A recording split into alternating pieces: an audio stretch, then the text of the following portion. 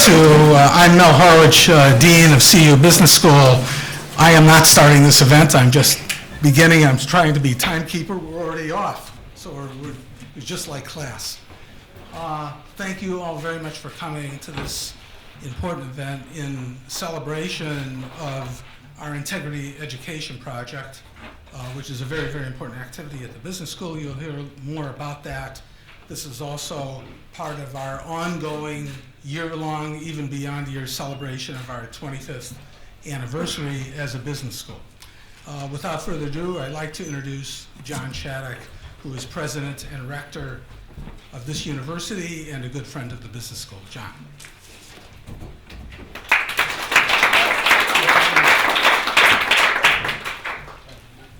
Thank you very much, Mel, and welcome to everyone who is coming for the first time to see you. A special welcome. There probably aren't too many such people here, but there may be several who are making their first visit here. And of course, to everyone else, a very warm welcome as well. CU is very pleased to host this special event, which, as Mel says, is part of the ongoing celebration of the 25th anniversary of CU Business School. I believe that anniversaries should be celebrated early and often, and even before they start, although I think we're now in the middle of the 25th year. And as Mel knows, he and I have discussed this, and I've given him full permission to extend the 25th anniversary of CEU Business School through the 25th anniversary of CEU, which comes, the university's anniversary comes a couple of years from now. And you may wonder, how did this happen?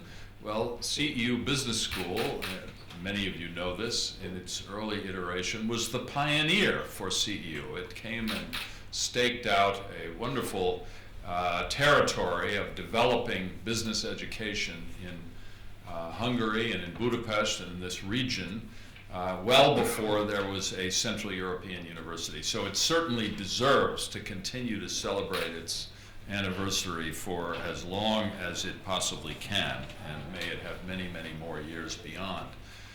I want to give a special thanks in the organization and presentation and leadership of this program, and particularly the whole field of integrity education at CEU Business School, to, first of all, to Dale Martin. I haven't had a chance to say hello to Dale. Thank you very much. Dale is a strong partner of CEU Business School in the representation that he has here in Hungary as the director of Siemens, which has been very instrumental in having us develop this program. So thank you very much, Dale. I also want to single out one other person, Gregor Medinger, who is an old and dear friend and also a very close friend of the CEU Business School, who has himself also been instrumental from the inside in developing this initiative from the very start, and is a longtime supporter and a member of the advisory board for the CEU Business School. And of course, I want especially to thank Peter Hardy, Professor Peter Hardy, for his very effective leadership of the Center for Integrity in Business and Government, which is at the heart of what this program is all about, and you'll hear much more about it as we go through the evening. And finally, the Dean, Mel Horwitch, a good friend and a strong leader of CEU Business School as it goes beyond its 25th year for many years. I think you all know that this business school has staked out a leading and highly distinctive position in Central and Eastern Europe, and I think one of the key elements in that distinctiveness is that it has staked out a position in this whole field of integrity in business and government, and here I would reference CEU's active involvement in public policy. We have a new school of public policy, so the issues of integrity in business also, needless to say, are very much also in the field of government, both conceptually. You cannot have integrity in business without integrity in government, and here at CEU we have cross-cutting interest between different parts of the university in that. I think this issue is a major challenge. I think we shouldn't kid ourselves in this region and beyond, not just in this region, but certainly and beyond.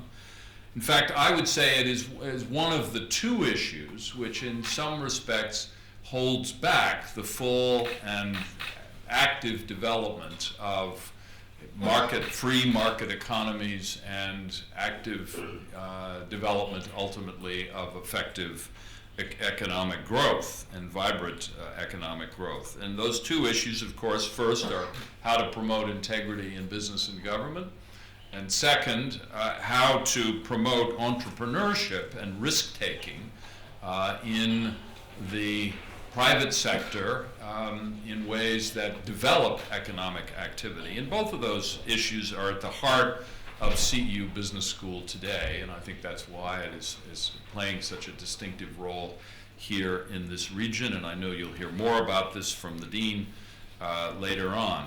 Let me just say a few words beyond the welcoming I've given to you about the mission of Central European University and how it closely relates to the mission not just of CEU Business School, which of course is part of Central European University, but to this whole framework of what's being discussed here today in terms of integrity and transparency.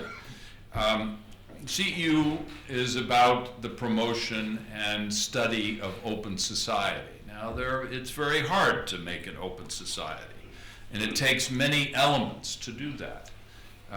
It certainly takes basic freedoms of speech, freedoms of assembly. It takes the rule of law.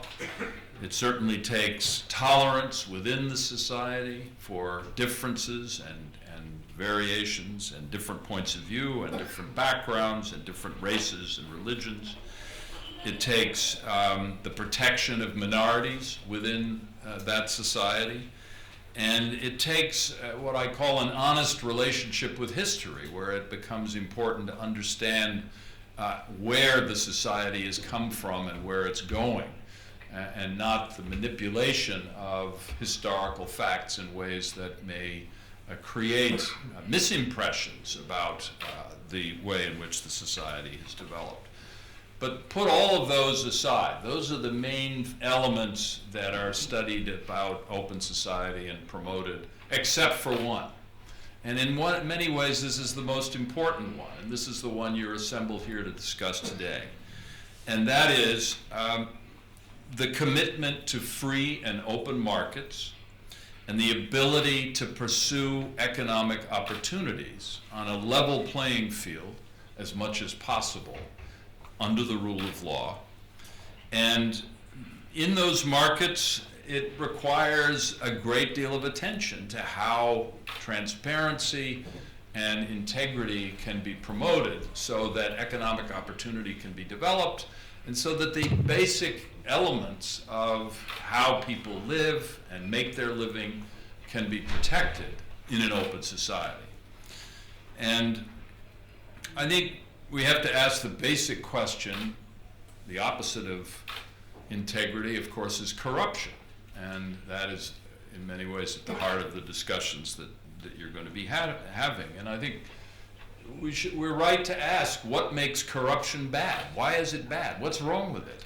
It's simply if it's just a bit of payments that are made in order to get business done, or an effort to persuade someone to work with you in a particular way, by providing them with not very transparent but methods of persuading them to do things. Why is that bad?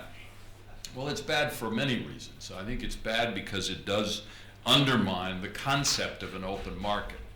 It's bad because it eliminates or makes it difficult for competition to understand what's going on within that market. It reduces economic opportunity. It reduces the opportunity of people who are operating within what they hope is more transparent to be able to function when they don't know really what's going on. It drags down the rule of law, And ultimately, it stands in the way of successful businesses. And I'm sure all of you who are managing successful businesses understand that far better than I do, because you can't really succeed if you don't know what's happening around you and how complicated it is. So that's really at the heart of what I think is going on here as we celebrate the 25th anniversary of CEU Business School. I just want to take note of the fact that the school is a key part of the university. As I just said, it is occupying an area of the promotion of open society that is critical, without which you can't have an open society, and it is CEU Business School that is working on these issues.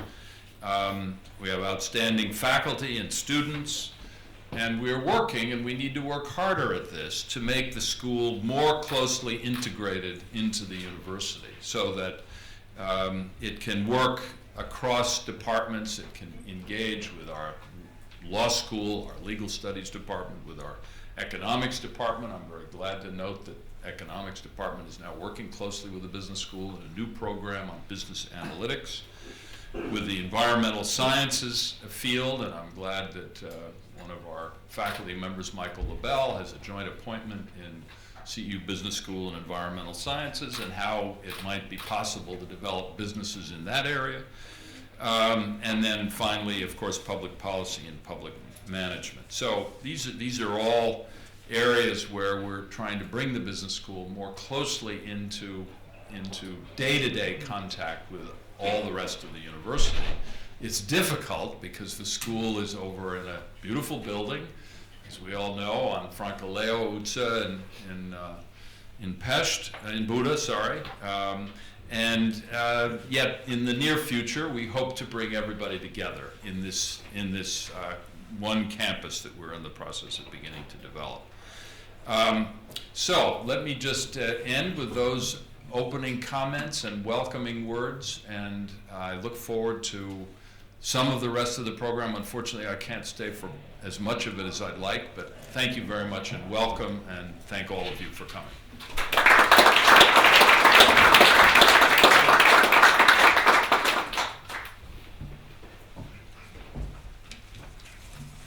Thank you very much, John. As John knows, our school has a commitment to move over here, to be close to this university. This is maybe our primary goal, to contribute as much as we can to making the mission of the university as robust and as relevant as we can, and we're trying to do that. It is no accident that we decided to hold this event in this auditorium on Nador and not in Francoleo, as an example. We want to be good citizens. I would like to now turn to a request that Peter made of me to somehow place the Integrity Education Project within the context of the business school. And it triggered a great deal of thought, and I did something I don't usually do for these kinds of events. I actually wrote it down in a short speech, which I will try to give now, because I think it is very important for people in this room to understand the context, the strategic context of this project, why it is so important, and its place in the overall strategy of the school, indeed in the overall strategy of the university in its relationship to the school. So if you will allow me a few minutes while I give this to you in a somewhat uncharacteristically formal way, and I hope it is understandable. It's not the way a business school case method teacher usually talks in front of a group, but if you'll excuse me for a moment. And there are no PowerPoint slides with this talk, so it's very old-fashioned. First, allow me to construct the relevant general stage for this important event. The huge rise of business schools is perhaps the most extraordinary and unprecedented story in higher education during the 20th century. As Adrian Horwitch, who writes the Schumpeter column in The Economist, put it on February 8 of this year, the number of business schools has increased from a handful a century ago, to 12,000 institutions today, 12,000 business school-like institutions today. These institutions obviously exist in acknowledged business school hubs, educational hubs like Boston, California, New York, and elsewhere, London, other parts of Western Europe, now increasingly in Asia, Latin America, Africa, and indeed the CEE. The MBA is the most plentiful and most sought-after degree in the world today. For the entire business school industry, if we view it as an industry, Strategy 101, the question now for all of us is, what do we do for an encore? Has the business school industry matured? Is it in decline? Or is a new wave possible? And who will lead us to this new wave? I will tell you that CEU Business School has its own answers to this fundamental question, and indeed its own point of view on how to position itself in this regard, and I will return to that in a few minutes. Another major contextual issue, general contextual issue, though closer to home and something to keep in mind, is that larger, well-established business schools in the West are going global, albeit they're going in different ways. Some are establishing actual branches abroad, in China and elsewhere. Others form closer ties with local institutions. Still others offer temporary programs abroad or exchange programs and so on. We are part of this trend. And all business schools recruit faculty and students worldwide on a global basis. This intense competition for students and faculty and collaboration has an immediate and major impact on CEU Business School and how it must operate in the future. However, and fortunately thus far, the CEE has been neglected by this global wave. Our business school friends in the West have largely opted for Asia, Singapore, Hong Kong, China, India, and elsewhere, and to some extent in Latin America and other parts. But I do not think this neglect of the CEE by other business schools will continue. Still, so far we have been left alone, and this has provided us with a window of opportunity that will not last but exists now. These three stark trends, the globalization of management education, the worldwide reach of major Western business schools, and neglect of the CEE market, create challenges and opportunities for CEU Business School and our partners and rivals in the CEE. I will only dwell today on the opportunities, not the challenges. The CEE has many attractions: an educated population, proximity to local markets, in huge markets, robust diversity, and diversity is a strength, we reflect diversity, relatively low costs for producing high-value services and products. But the CE needs greater professionalism, access to this, more entrepreneurialism, as John has mentioned, and access to the 21st century competitive marketplace. For this, the CEE needs creative, full-bodied, and engaged business schools, including engaged in promoting integrity, and business schools of a sufficient scale. Business schools are agents of constructive cosmopolitanism, sophistication, and tolerance, in my opinion.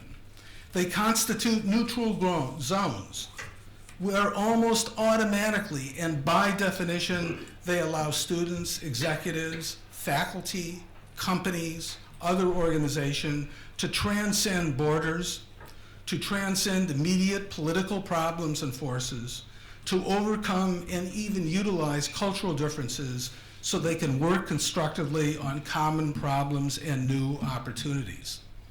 I believe CU Business School can and should lead in making this happen further, in making it happen with more intensity. Moreover, and this is another contextual trend, a sea change is coming to the business school world. as the center of gravity of business schools shifts from previously serving only or primarily large corporations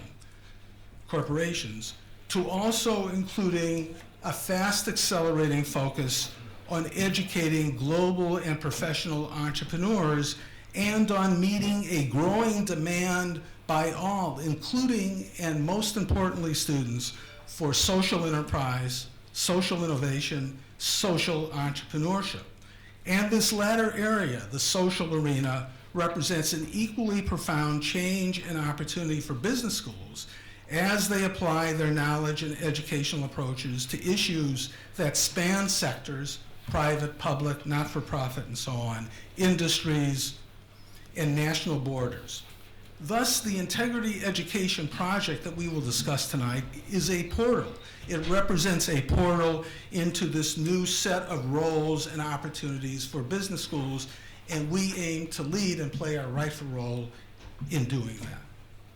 Also, Western schools, largely, wherever they go, tend to offer curricula that is developed for their home base. It's a cookie-cutter strategy. It makes sense. They were successful, why not export that success abroad? But solely mimicking successful business schools from the West, particularly in this area of integrity education and business and society and corporate governance, is surely not enough. Although born as a U.S.-style and U.S.-chartered business school, CEU Business School is also rooted in the CEE and beyond. We know that conducting business here is not like conducting business in Scandinavia or New York City. We know that the support systems, laws, finely honed specialization expertise abundantly found in, say, New York or London is often hard to find here. But businesses of all kinds must operate effectively here in places like our own location. At our school, we educate managers to operate effectively in such environments, in such venues. They have backbone. They can do it without necessarily having the support systems in place. They have the internal gyroscope to act with integrity as well. So most of the world, the growing part of the world today, needs a new kind of business school, an entrepreneurial and even revolutionary school to serve the needs of our kind of business world, where indeed much of the growth will be in the 21st century. Such business schools must offer a blend of the best professionalism anywhere, but they must also offer knowledge that makes a business school relevant for our kind of community and communities like ours. So CEU Business School, by its very heritage, location, and innate competencies, can help reinvent MBA education and research to make business schools relevant and a force for the 21st century. Now, this overall context brings me to this wonderful endeavor on which we are focusing this evening. It turns out that what is taught about business and society at business schools in the West is not enough, and indeed not sufficient. We know at CEU, we know this tacitly. It's in our bones. We realize this every day by reading the papers, by looking at the less than attractive and even dismal at times transparency rankings for parts of our region and beyond, places where many of our students come from to learn at our school. We desperately need to know more about the real interplay of business and society as it affects us here and in much of the world. We need to move beyond principles, declarations, general declarations, and macro policies on business governance. Instead, business schools like ours, in collaboration with firms like the wonderful firm that has sponsored this Integrity Education Project, we need to develop real-life material, and that is taking place. Cases, simulations, off-the-record dialogue for our students on matters of integrity education, anti-corruption, and dealing with the world, the whole world of business and society. All major professionals, leaders, and entrepreneurs are increasingly going to confront such matters, especially in seeking growth markets of the future. Diverse stakeholders will react in different ways as they confront these challenges. Our school now offers at least 4 distinct stances toward business and society and corporate governance matters. First, we want to develop the most effective material and research we can to educate our students so that they can navigate effectively and with integrity in such a world. Second, we want to find ways to improve business decision-making so that integrity can flourish. This is a normative and explicit goals of ours, and it fits in very well with the open society mission of this university. Third, and this is really for another day, we want to see how innovation and entrepreneurship, through their creative destruction force, can reset emerging economies in a positive way, in a positive direction, including to promote more integrity in management generally. Finally, we aim to be a leader in contributing meaningfully to a forceful reconceptualization of business education and indeed redefining professional management as a whole. Thus, for all these reasons, our work, the work that we are going to focus on today, is a catalyst for us to rise to a new level and help transform and make relevant management education, to change our region in new and attractive directions, and to launch an equally exciting next wave for our institution, the next 25 years, and for management education in business school generally in the coming decades. Thank you very much.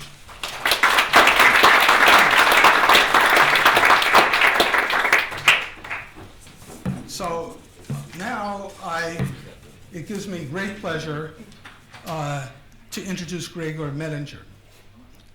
Gregor is an old friend of the school and the university, as John has mentioned. He is a close friend of mine. He serves on our advisory board, and indeed we talk very often about the direction of the school. And it is with delight that he was able to come here and accept our invitation today. You have his bio in the program. He is founder and partner at Rum Capital in New York City and Montevideo, from which he just came a little while ago, as I understand it, strategically during the winter. And he's a member, as I said, of our advisory board.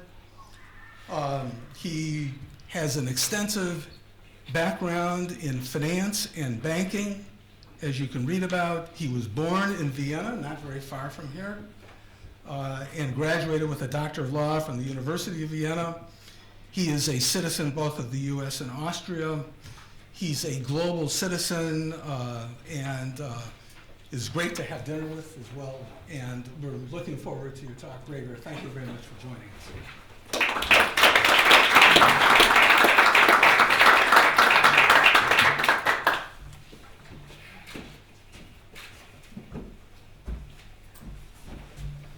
As my first act of integrity, I will steal a water here.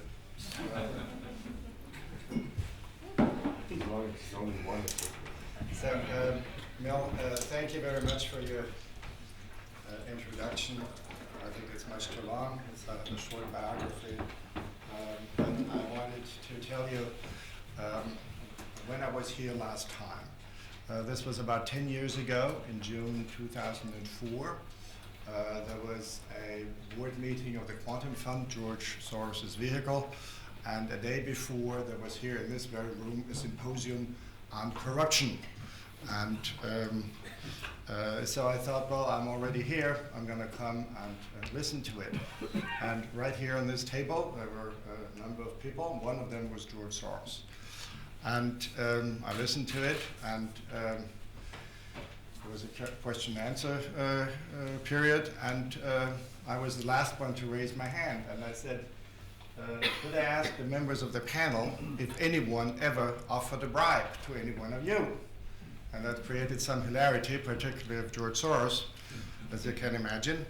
And George said, oh, I'm glad we have a practitioner here. And I think it's in that role of practitioner that I've been asked to talk about what I have experienced over the years. Mel mentioned that I studied law, But of course, in that time, there was no mentioning of integrity. Integrity wasn't a word used being in corporate or legal circles. This was long before it.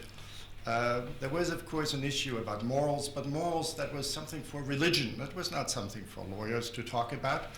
So we didn't learn about it. And when I had the very first time a situation with a bribery, I'll tell you what happened. There was a good client of our bank. I was working for a subsidiary of a large German bank in New York on the investment banking side. And that gentleman, if he was a gentleman, I would doubt, came to New York, and he wanted to help us placing some debt of his company in the United States. And we had long discussions about the type of debt, maturities, and so on, and then we started talking about fees. And as soon as I told him what I thought the market fee for such a work was, he said, "Oh, I know what a young banker earns. We'll set up an account for you in Switzerland, and we can talk then about the fee." And I didn't know what to do. I mean, I was quiet. I didn't say anything rather than, I'm not even sure if I said no, but I let it go. But I was boiling. I was really mad. I said, how could this person so brazenly assume that I would take money? And I think it was very upsetting for me. And the reason why I then got involved with the business school is that Peter Center is the only one in the region which is working on integrity amongst all business schools. I think today, probably, certainly at that time, with a very robust program in that field.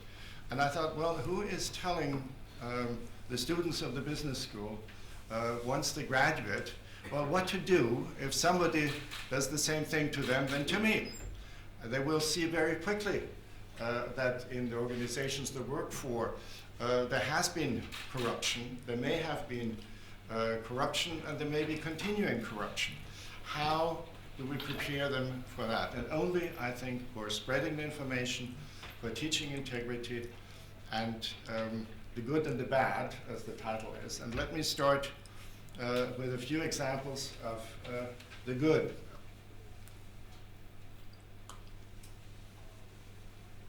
Sorry, my voice is a little bit hoarse from the flight, so I will have to stop from time to time. For a number of years, we have been involved also from our firm in New York in private equity in the former Soviet Union. And we did this together with a fellow whose name you will not recognize, called Mike Yanni, who had become a very good friend of ours. Before going into the issues of dealing with corruption in those countries, let me tell you an example of great integrity of Mike Yanni.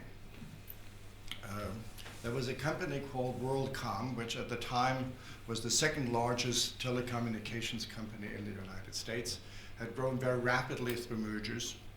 And Mike Yanni, through a merger with a company where he was on the board, became a member of the board of WorldCom and also of its compensation committee. What was the work of the compensation committee? Well, to figure out how much money to give to the chairman in stock, money, options, and so on. Chairman was called Bernie Ebbers. And so at the first meeting he participated in, they talked about a very large package for Bernie Ebbers. And Mike Yanni said, well, this is so large, don't we have to tell the shareholders in much more detail than you propose about what he's getting directly, indirectly, and so on? And so the other members and the chairman said, yes, yes, we'll get an outside legal opinion. At the next meeting, Mike Yanni sitting in his fishing cabin on the phone in Wyoming. There was no outside legal opinion. There was the in-house counsel had said, yes, yes, we don't have to disclose all this. We can go ahead. At which point, Mike Yanni sent an email. I think at that time it may even have been a fax yet, to the chairman at the meeting, and it said, I herewith resign from the compensation committee and from the board of the company. And as you know, of course, this was one of the largest bankruptcies. In fact, it was the largest fraud, much bigger than Bernie Madoff, $100 billion fraud. And the whole board, except Mike Yanni and another board member whom he had told also to get off, had to pay 25% of their net worth because they had a lack of supervision of the company. So it shows you that integrity can actually be a very smart thing if you apply it at the right time. And also that integrity starts at the top. It has to be the board, the members of the board, who have to show integrity as an example. Because if it gets known that the board prefers high performance to high integrity, the title of a book of one of our members of the advisory company, advisory of CEU Business School, Ben Heinemann, if the board wants less integrity and more performance, it will lead to no good. Let me tell you another example of high integrity, which you may know, but I think from which we can learn.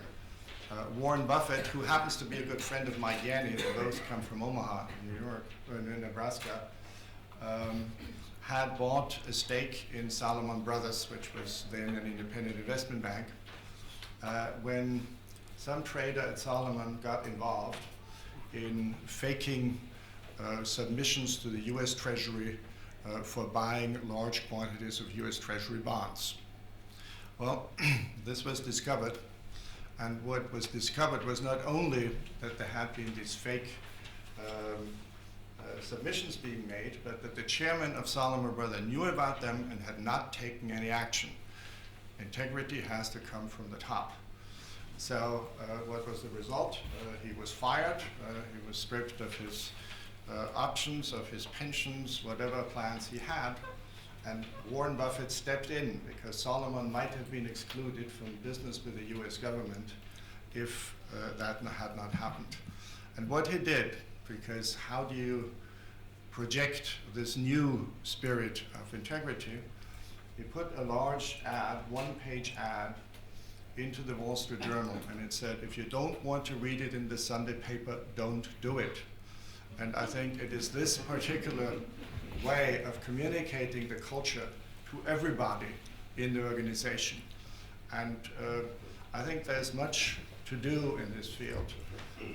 There is the need not only of having a mission statement, a code of conduct, which has a fraud and corruption policy, but I'm a great advocate of having the majority of the governance committee, the majority of the audit committee of a public company in the hands of independent directors, not of inside management directors. I think this is very important.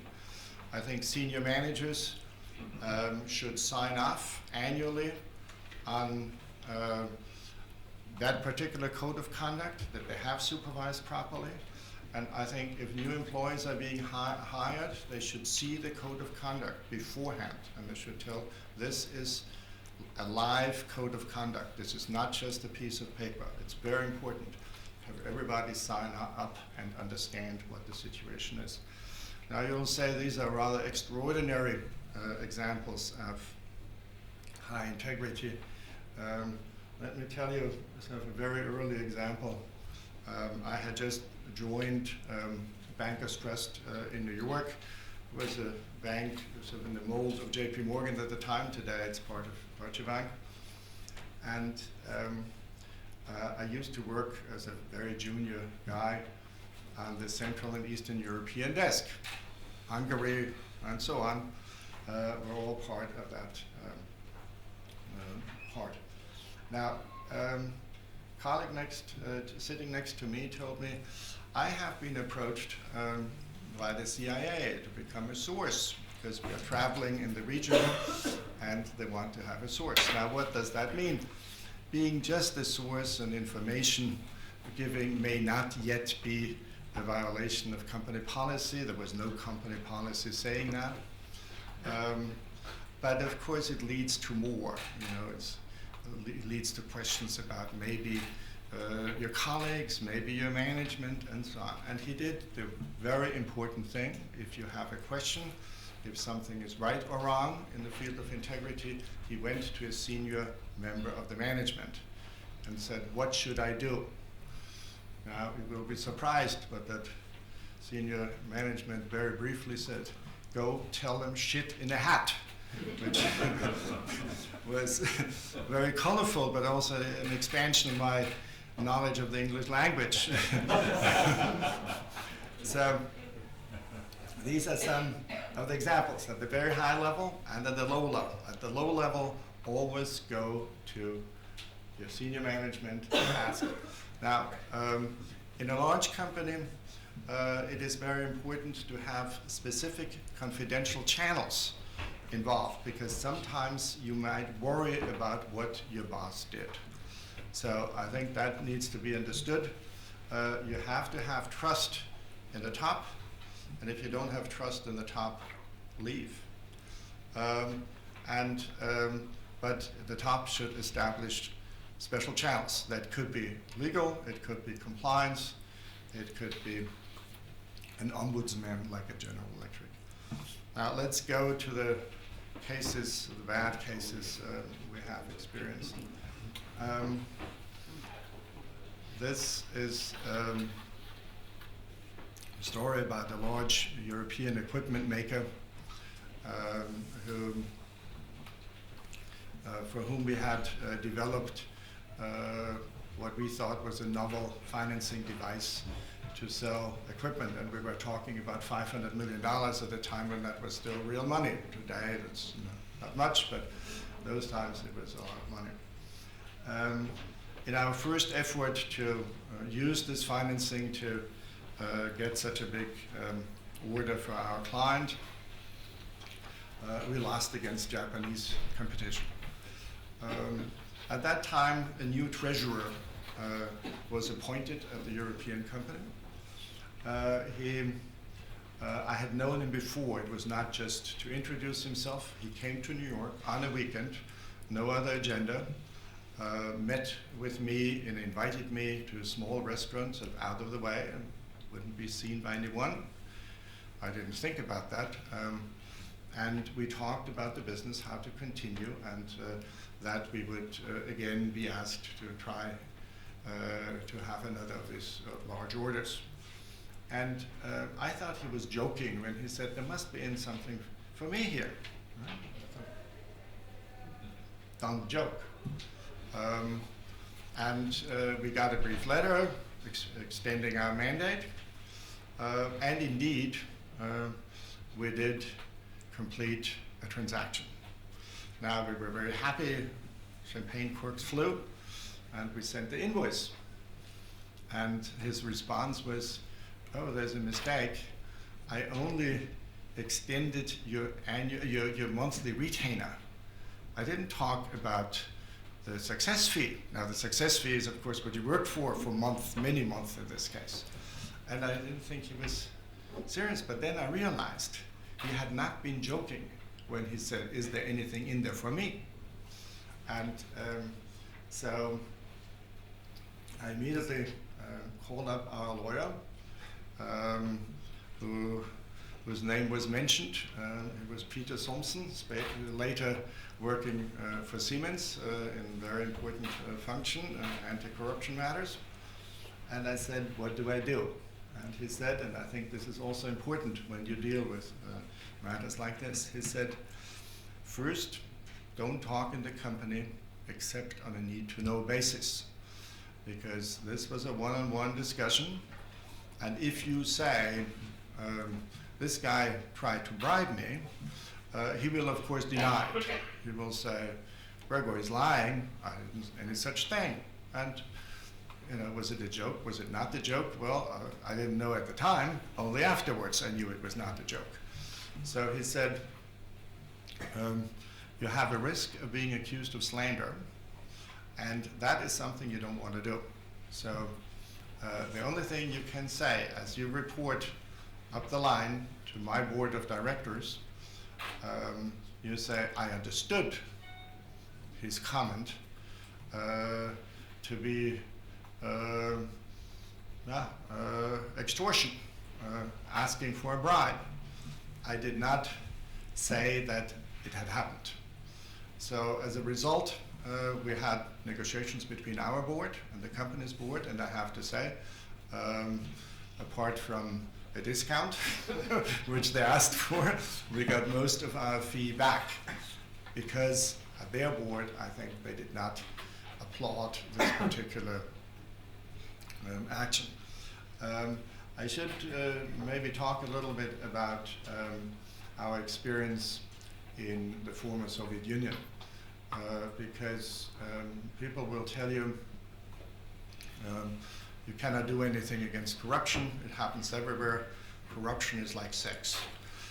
I think the answer to that, no, it's like prostitution. It happens behind closed doors and money changes hands. So we had a policy very clearly enunciated saying we will not take and we will not give. Didn't even say money. We will not take, we will not give. And we trumpeted this particular motto widely. Everybody, not only internally but externally, knew, and of course we were using the US Foreign Corrupt Practices Act. We were a US company. And amazingly enough, we had very little experience and problems with corruption by having said all that, because people knew we wouldn't do it. We had a few cases. I think one of them was that one of the companies we had invested in,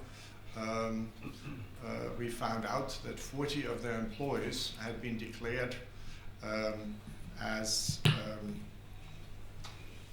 sorry, am I watching that further?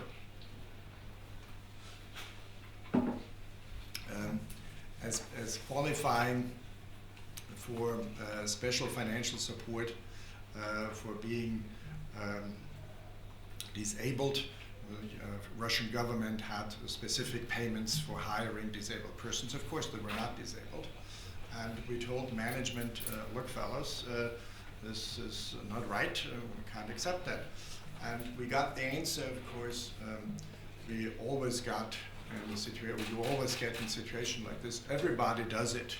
So that we would be at a competitive disadvantage if we would not make these payments.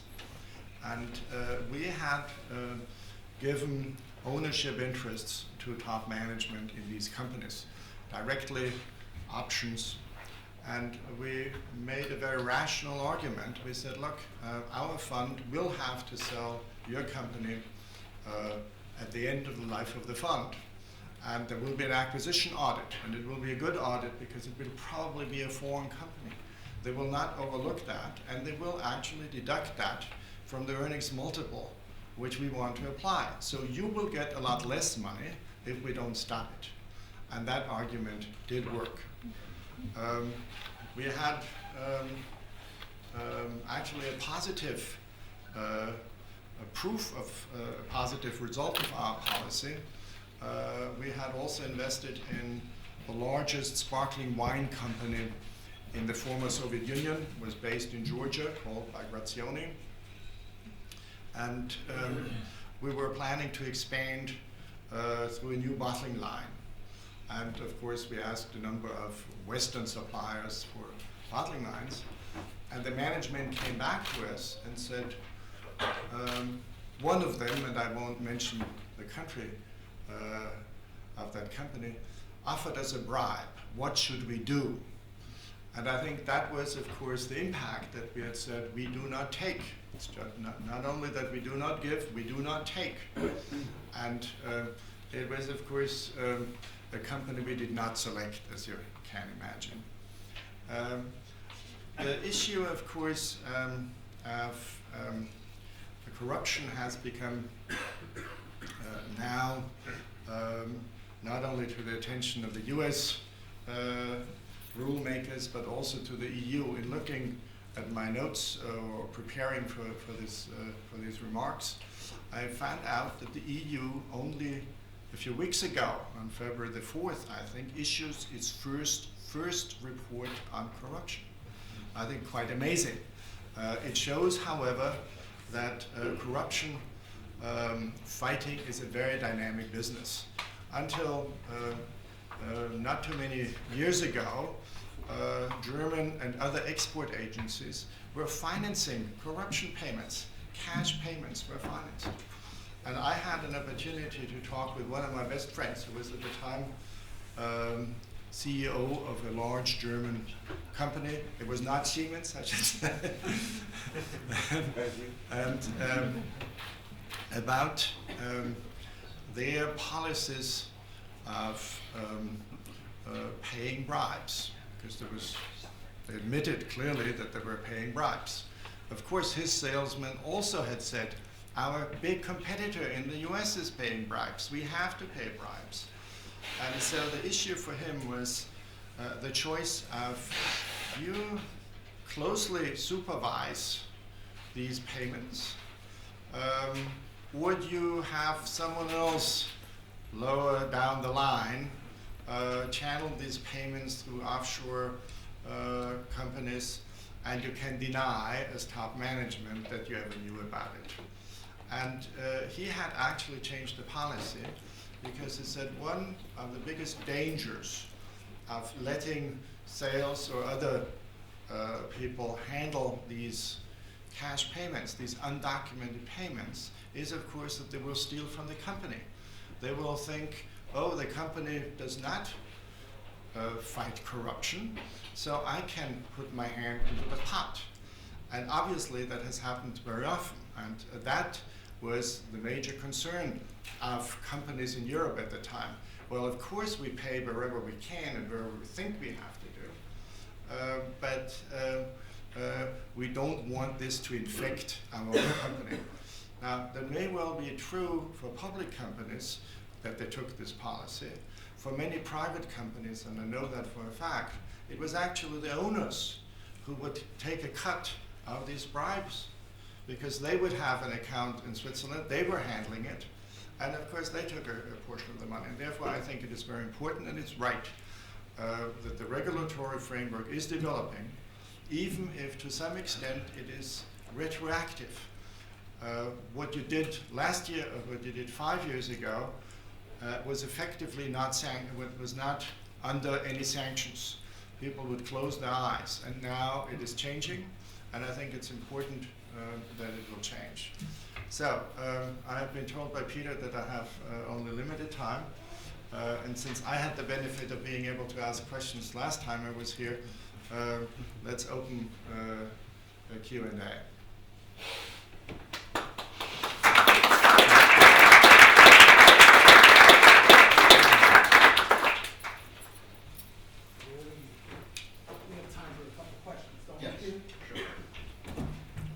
Well, if there's no question, let me tell you one more interesting corruption case, and that is Bernie Madoff. Now, Bernie Madoff, of course, today is known for his very large fraud, next largest after WorldCom in the history of the US. But initially, he was not known for his fraud, but for having developed the first automated trading system in the United States. When at the New York Stock Exchange, people were still crying out for bids, paper was being thrown around. There he had in his trading room computers, silence, nobody shouting. And what he had done is he was not active on the New York Stock Exchange, he was active on the over-the-counter market called NASDAQ, and he was chairman of NASDAQ, a very important prominent position. And he had also taken control of the Cincinnati Stock Exchange. And I didn't know anything about the Cincinnati Stock Exchange. Nobody knew that it still existed. And so he was using his trading system to execute orders in stocks listed in New York through Cincinnati. And of course what he did is he went to firms, medium-sized, smaller brokers, and banks like ours who had retail business in Europe, and said, I can charge you a lower commission, and it costs your clients less if you go through my trading system in Cincinnati rather than going through the New York Stock Exchange.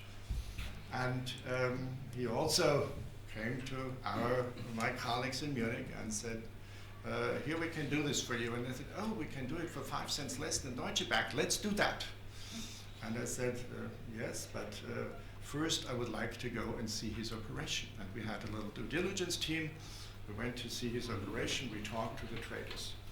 And it became clear to me that this wonderful trading system also allowed him to do the execution, the actual prices, at a price different from the New York Stock Exchange. So I said, okay, we'll do that, but I'm not going to take the person who was doing these trades for us in-house and let her do something else. She will check. Well, what happened is that there were daily screams. I almost heard it through one floor between our trader and their trader, because of course they realized that the small retail clients didn't know exactly if General Electric or Siemens, no, General Electric or IBM were trading at 0.5 or an eighth or a quarter, and it was almost against them. So we had to fight them because we could see on our screens what the same time, same price was at the New York Stock Exchange. So what happens next is that Peter Madoff, the son who committed suicide and who was my main counterpart in this, said, Gregor, this can't go on. Your trader is a black spider. It's totally unnecessary. Fire her. I said, no, she's doing a good job, obviously, because otherwise you wouldn't call me, right? And, so then, okay, for a while it was quiet, and then he called again and said, Gregor, we can give you a payment for order flow. Now, he did not mean me personally. I'm not sure if it was my reputation or if he was cautious enough to offer it to the firm. And first, I didn't know what is payment of order flow, but I realized it was a kickback to the firm of giving the money he had stolen from our customers, giving it right back to us. So what did Gregor do? He called Peter Sommsen, of course. and Peter said, well, I'll have to check with our SEC specialists because I thought this must be illegal, this behavior. This can't be true. And he came back and said, well, the SEC does not like that particular type of payment, but it's not illegal. And I said, okay, that may be true, it may be legal to take their money, but we won't do it because it's a disadvantage of our customers. And I'd rather protect our customers in the long run than taking a little money out of their pocket through Madoff into my pocket. And I have to say, I did not know that Madoff was a fraud, but when his agents, marketing agents, came to see me to say, oh, this German bank and those other banks in Europe, they're all doing funds with Madoff, I said, look, I'm not interested. This guy lacks integrity. I didn't put in these words, I did say something else, and I thought something else. But it shows you that the instinct at that time, the so-called smell test, it did not smell right, and I didn't want to deal with him anymore. And I think that's protected our customers really in a great way. So now more questions. So you think you can teach integrity? You think well, it's not something you're born with, you can teach it? Well, I think the issue of integrity is that there is no common definition of integrity, because why is it now so important from a purely legal viewpoint, which I learned to today, and it's international trade, it's global investment, and suddenly the different cultures meet. And there's a culture where employing your nephew in your business is highly ethical. You would expect, your family would expect you that the nephew could work there, which is fine if it's a private company. But it's not fine if you have many shareholders. They would want the best person to do that. So how do you mix and match these different conceptions of ethics, of integrity?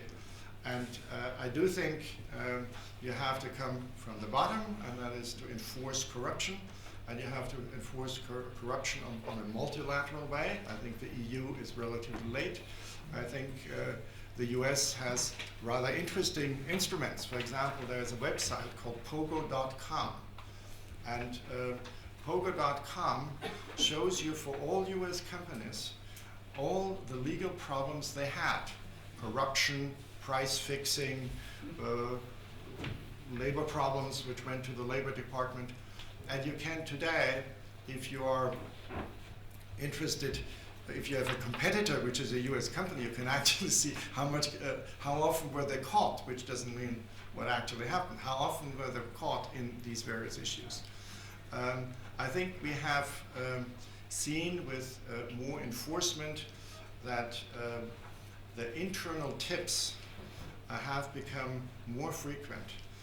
For example, in price fixing, you know that if a company reports first that they were part of price fixing, they will not pay any penalties. The real issue, the recent issue with rail orders with Deutsche Bahn showed that the one company which went there first didn't pay anything, and others paid hundreds of millions of euros. And I think the same thing is with corruption. You have to enable, very important, you have to enable and foster the willingness for internal tips rather than external tips. I think it's well known that in tax frauds, in corruption issues, in price fixing issues, about half of the convictions are not the result of independent investigations. It's an internal tip. It can be an unhappy employee, it can be a divorcee, it can be a girlfriend who has been kicked out.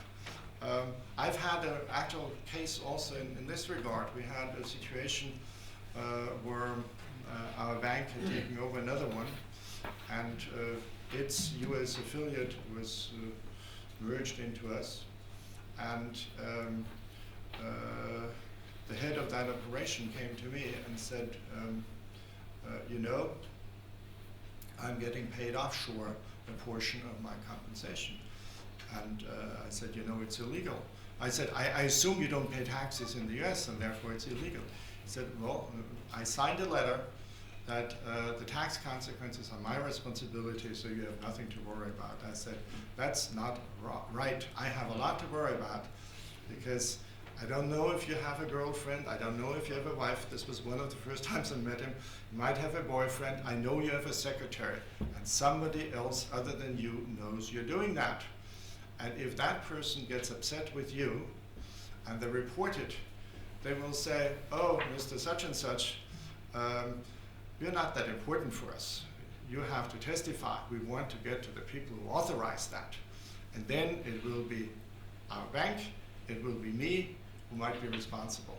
And I think that is also very important to understand for everybody in that educational effort, that there are inside tips and you will not be able to prevent them. You have to say them, come with a rational argument. And the rational argument is not morals, because he might come from a different country, he might have grown up with a different understanding of integrity. He might think that's actually a nice thing, you can make money. And you don't always make money. Let me give you another example. As you can see, I can pull it out very quickly. I used to be on the board of a smallish but young and interesting pharmaceutical company in Europe. And there was discussion which then went to the board to approve a joint venture with the Russian Health Institute, at the time leading in its field. And it seemed to make a lot of sense, but I asked it a little bit more about the details. And the answer was, well, we're doing it in Switzerland. Why are we doing it in Switzerland? Well, it's a neutral basis. Well, who is the investor on their side? Well, we have not really met him. I said, are you saying it's a person rather than a company? Yes, I said, a straw man. Mm-hmm. And I said, okay, how do we know that the guy who is now authorizing that will be at his job, and probably the head of that institute will be at his job next year? He might have somebody who might actually report him to get rid of him. And then, you know, we lose the joint venture, we might be accused.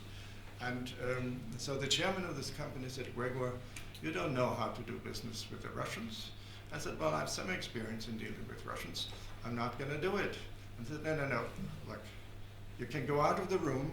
If you don't want to vote for it, that's the way we do it. I said, that's not the way I'll do it. If you do this, I will resign.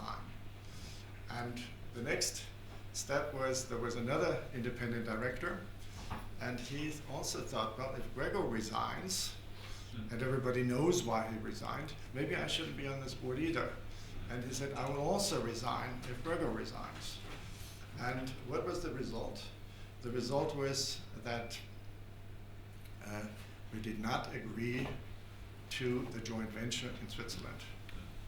And we made the joint venture with the Health Institute directly, and everything worked fine. So whenever somebody is telling within an organization, we have to pay this bribe, you don't know if that's really true, particularly if there's the possibility for him to take money as a kickback from the people he has been bribing. So this is very important to understand. When you look at corruption, you have to look at it as part of risk management. Risk management is fire, earthquakes, labor strife, but it must also be corruption and the consequences of corruption. Very difficult to quantify, but it's not always that corruption helps. It may not be necessary, and it may do great damage to your company.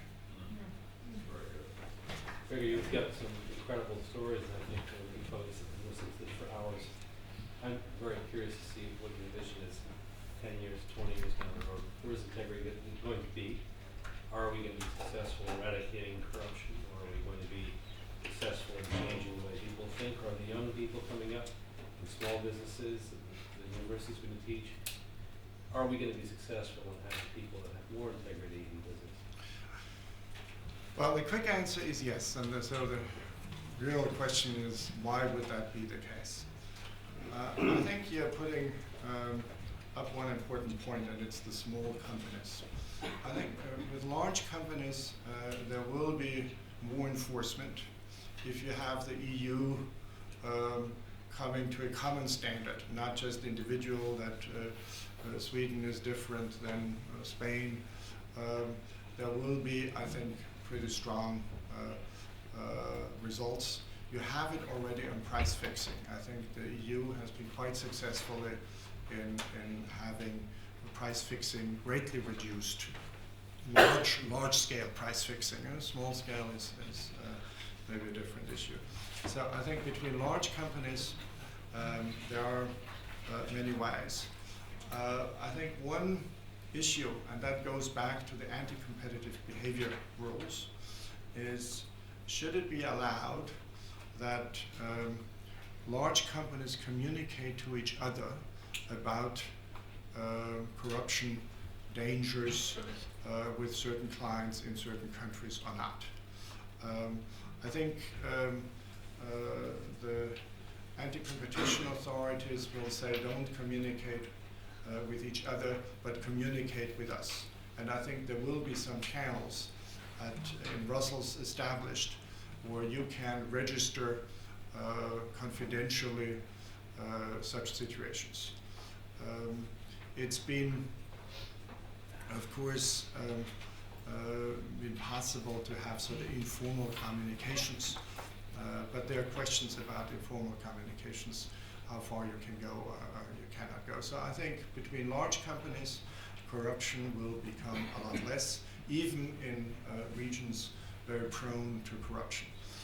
Also, for the second reason, I think today, certainly in Asia, you have an understanding that social order might be compromised if corruption becomes too visible. You see it in China today. Of course, corruption accusations are now being used also against American companies as a competitive tool. These Americans are corrupt. They tell us we are being corrupt as a tit for tat. But clearly, I think in India, there's a new anti-corruption party. They might become kingmakers in May when the next election is happening. You see a backslide in South America. Mel mentioned that I just came from there, and I had, by chance, in Uruguay, a brief discussion with a young Argentinian judge. And I asked him, about corruption, how does he deal with it as a judge? And he said, I can't deal with it because if I'm seen to become active, I will be in Patagonia the next day.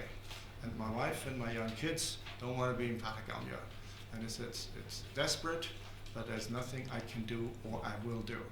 So you see it, obviously Venezuela is totally corrupt.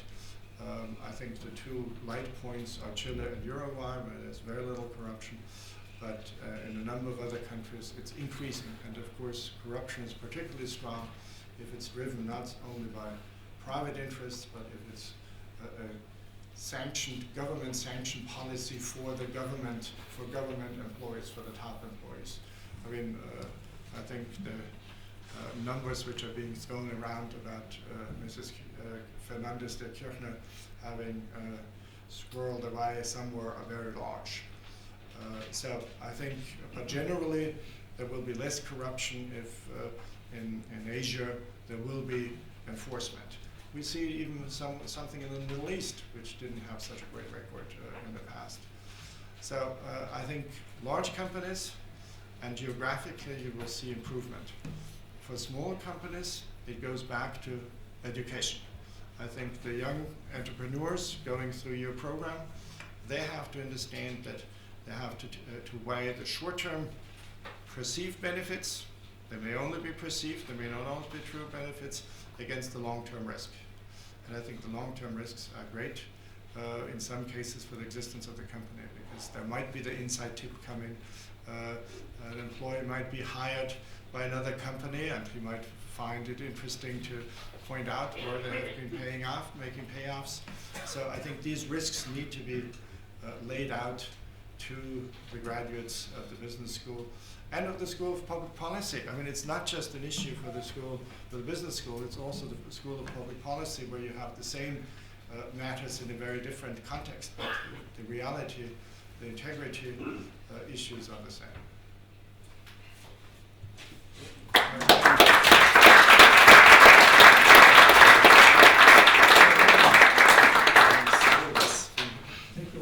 I hope David will excuse me.